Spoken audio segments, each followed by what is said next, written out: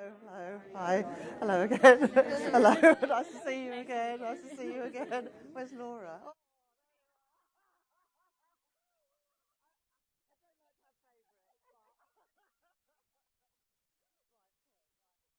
Sorry. Uh, Good afternoon, everybody. And I delivered my budget earlier today, and it was a budget to cut the cost of living, to cut the debt and borrowing, and crucially to cut NHS waiting lists. And that's why I'm really pleased to be here this afternoon with people that make that happen: the nurses, the doctors, all the staff here at the hospital. And I want to say a big thank you to everything that you do. And I know that Kia and Wes said it to you earlier, but you know, you really are an inspiration, and to be able to come and see where that money is going is really, really important to me, as we put the money into those new neighbourhood health centres and the new technology to use in the NHS to support patients, but also give you the tools that you need to do their job. I think we're going to take a few questions now from the media, and Gemma, a few months ago I promised that Look North would get the first question post budget, and I'm going to deliver on my word, Gemma, so I'll talk directly to the people of West Yorkshire, especially Leeds. Yes, well, it's good to see you keep a promise, Chancellor.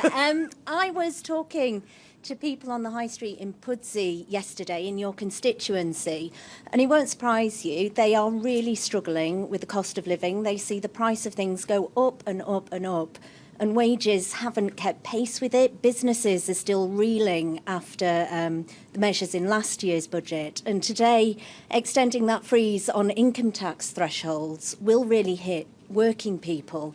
So when you're back up north, what will you say to your constituents? Can you look them in the eye and say things are going to get better because of the budget?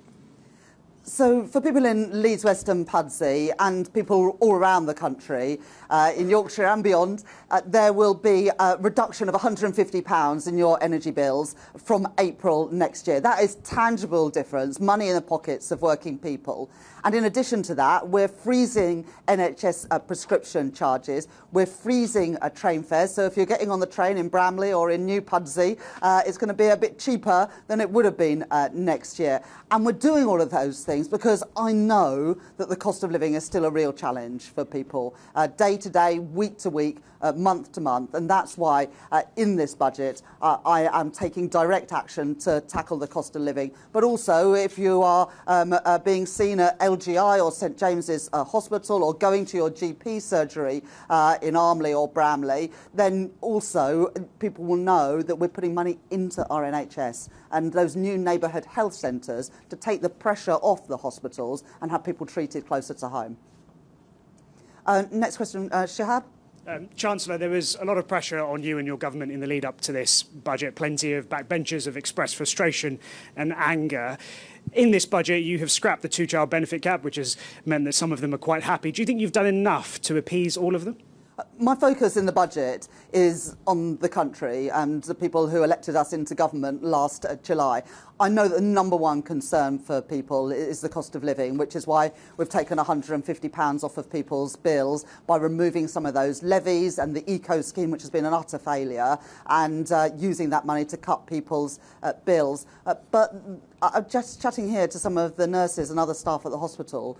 The two-child limit and getting rid of that has a benefit beyond those families, because so many patients who end up in hospital, so many kids who end up in hospital, are there because of respiratory conditions, because they may be in poor quality temporary accommodation. The cost to local councils of that, but also the cost to the NHS. And in our schools as well, when I talk to teachers, especially in primary schools, about kids coming into school not ready to learn because of the conditions at home, whether that's a cold house or not enough food to eat. So getting rid of the two-child limit is about addressing child poverty and also reducing some of those costs on other parts of the system, including in our NHS and in our schools. Beth. Thank you. Chancellor, today you've announced that you're extending the freeze on tax thresholds. It will raise £8.3 billion. In the budget in 2024, you said extending the threshold freeze would hurt working people. It would take more money out of their pay slips. I am keeping every single promise on tax I made in our manifesto. I say to working people, I will not increase your national insurance, I will not increase your VAT, I will not increase your income tax. Today, you've just broken your manifesto pledges and your promise to millions of workers. In the budget last year, you would not extend the threshold. How, in good conscience, can you stay on in your job? In the manifesto, we were very clear. It was the rates of income tax, national insurance and VAT. But I'm not going to get into semantics. I recognise that we are asking people to contribute more by freezing those allowances. They were already frozen by the previous government from 2021 to 2028, and we're freezing them for a further 3 years. And I do recognise that I was asking ordinary people to pay a little bit more. But I've managed to keep that contribution as low as I possibly can by closing loopholes and asking those with the broadest shoulders to pay more. That's why there will be a surcharge on properties worth more than 2 million. It's why we're increasing taxes on savings, dividends and property income. And it's why as well we're getting a grip of some of the waste and inefficiency in the welfare budget by taking luxury cars out of Motability, more face-to-face assessments for disability benefits. So we keep that contribution from working people as low as possible. And this year and in the years going forward, we're taking £150 a year off of people's energy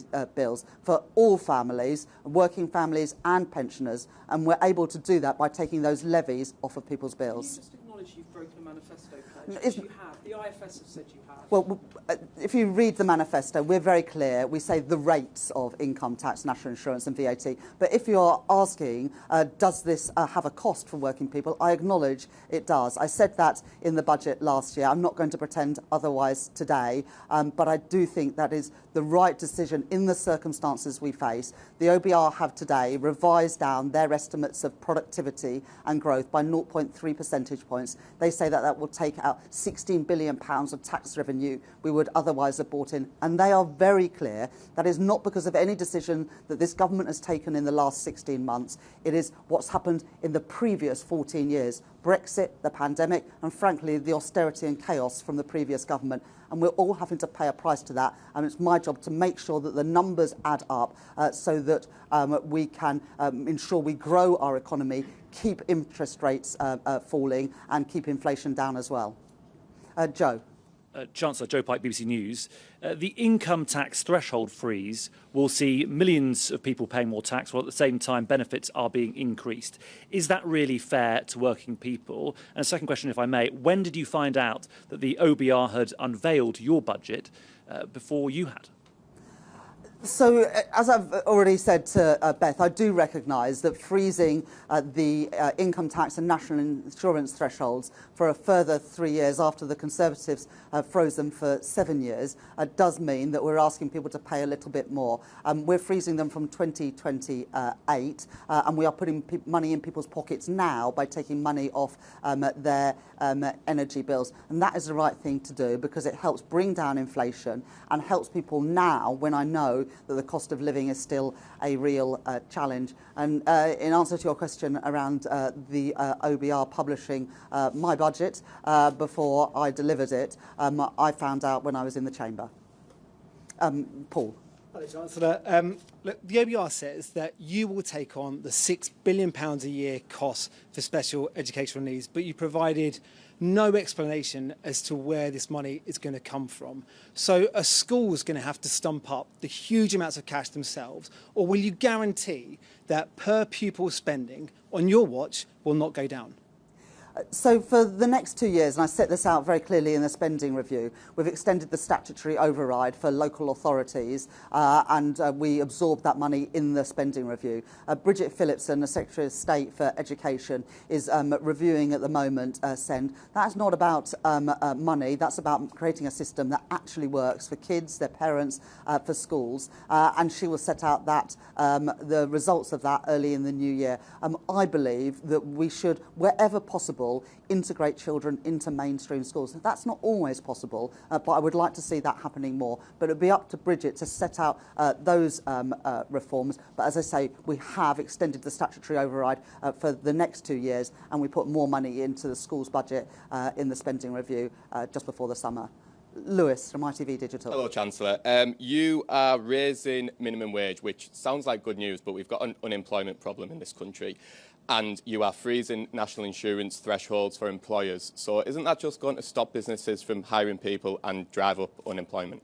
Well, we've increased the national minimum wage for 18 to 20-year-olds from £10 to £10.85 an hour, and we've increased the main rate of the national living wage from £12.21 to £12.71 an hour, giving a pay rise to, I think, around 2.5 million of the lowest paid people in our country. And that is the right thing to do, because if you go out to work every day, you should be able to pay the bills and put food on the table and pay the rent or the mortgage. But we know that that's still not the reality for many people today, and we're still not paying the minimum wage, and the national living wage is still not the rates of the real living wage that is calculated independently. So I think it's the right thing to do, to increase those rates, to put more money in people's pockets. And actually the biggest concern, I think, for businesses is that consumers don't have enough money in their pockets, and so they're not spending on the discretionary things, whether that's a meal out, a night out, a weekend away with the family, or spending in the local high street and the local shops. So putting more money in the pockets of working people, I think, is good economic policy, as well as the right thing to do by some of the poorest people in our country. I'll take a couple more questions. Ryan? Chancellor, you said that you wouldn't increase taxes on working people, but we know today that the benefits bill up by £9 billion, asylum accommodation costs also up. Are working people, like the people stood behind you, are they paying the price for your failure to deal with particularly the benefits bill?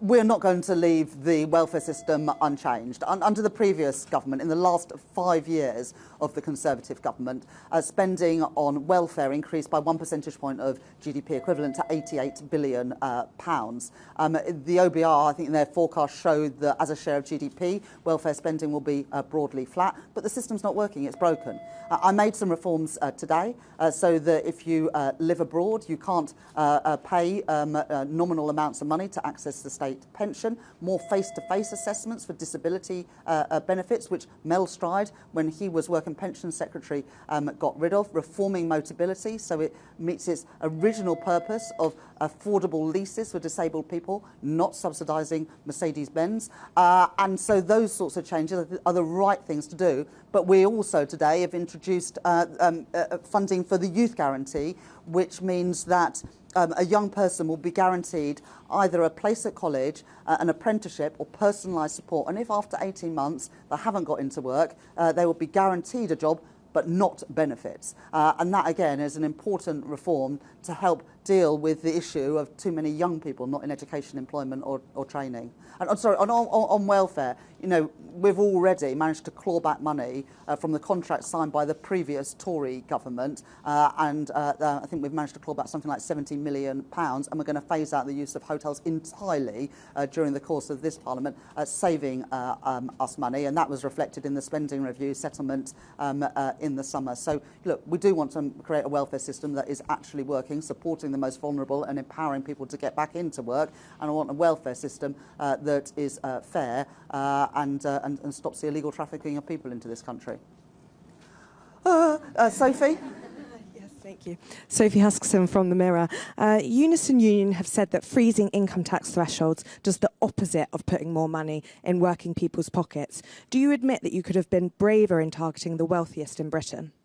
As I've said, I do recognise that we are asking everyone to make a contribution for the security of our country and the brightness of its future. I said that in the speech today, and I also said in the speech today that I'm not going to pretend that that is not asking for a contribution. The Tories, when they were in office, froze the thresholds and said nothing to see here. I'm being open and honest that that is from 2028, freezing thresholds for a bit longer, and that does have a cost. But we're putting money now in the pockets of working people with £150 off their bills, money off of rail fares, of frozen prescription charges, as well as fully funding the childcare offer of 30 hours of free childcare for preschool children, more free school meals for 500,000 kids whose parents are on universal credit, rolling out universal breakfast clubs at all primary schools. All these things about putting money in the pockets of ordinary working people, as well as the increases in the national minimum wage and the national living wage that I've set out today. But look, you can see the distribution analysis tables in the budget documentation that came out today. This is a highly progressive budget. The biggest winners are those on the lowest incomes, and those who were asking to pay more are those with the broadest shoulders, those who have properties worth more than £2 million. The landlord who pays less tax than their tenant. Those are the right things to do, and they're progressive reforms. And because of that, we've managed to keep the contribution from working people as low as possible. Dan, from Politico.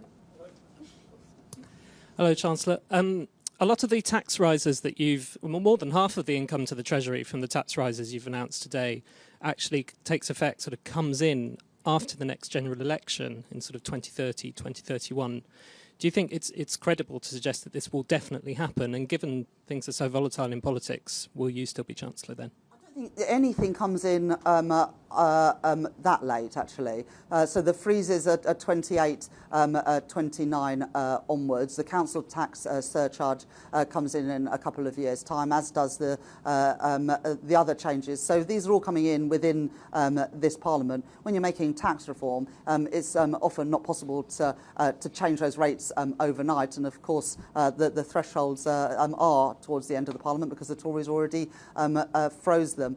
But we're also making savings right now through getting rid of things like police and crime commissioners, reducing the cost of local government with fewer councillors, as well as selling land that the government no longer has a need for. So there are savings we're making right now, as well as asking public services to make efficiency savings worth a further 0.5% from 28-29. So these are, and what you see actually in the forecast is the deficit coming down every single year, because I think it is important to show that we are consolidating. We're not going to be spending more than we can afford, and the IMF, I believe, have confirmed that we have the fastest rate of consolidation of our public finances of any country in the G7. I'm afraid I can do one more. Thank you, Phoebe. She's the real boss. Yeah. Anna Mihailova, Times Radio. A year ago, after a big tax-raising budget, you said you would not be coming back for more taxes. You've just announced £26 billion worth of tax rises, including dragging hundreds of thousands of people into basic rate income tax, nearly 1 million people into higher rate tax. Can you now tell people, reassure people, you will not be back for more? Well, look, last year I had to fill the £22 billion black hole in the public finances left by the Conservatives. What we didn't know then, as well as that black hole in the public finances, that actually productivity growth was weaker than the Office of Budget Responsibility then forecast. They've been really clear in their documentation today, available before the budget, that productivity forecast based on the past is now expected to be 0.3 percentage points lower a year. That hits growth to the same amount and reduces tax revenues by £16 billion a year. And although I believe that we can beat those forecasts, we've beat them this year. The OBR said the economy was going to grow by 1% this year. We've grown it by 1.5%. And I'm determined we'll beat the forecasts again. The Conservatives' legacy is not our country's destiny, but we also all know, because we've experienced it just 3 years ago, that if you ignore the forecasts, you pay a huge price in the cost of government borrowing, and then by implication the cost of borrowing for ordinary families through their mortgages. We've had 5 cuts in interest rates since I became Chancellor of the Exchequer, taking an average of £1,200 off a new mortgage. I am not going to risk the instability that we had under the Conservatives with our public finances or family finances, and that's why I have asked people to pay more. I can't write future budgets, but if you are asking, is this a budget I wanted to deliver today? Well, I would have rather the circumstances were different. But as Chancellor, I don't get to choose my inheritance, and I have to live in the world as it is, not the one that I might like it to be. And I believe that I made the fair and the necessary choices given the fiscal circumstances. I'm afraid that's all that I'm sorry. I think that's all that we've got time for this afternoon. But thank you very much, everybody, for coming along, and thank you particularly for the staff here. Thank you very much. Thank you. Right.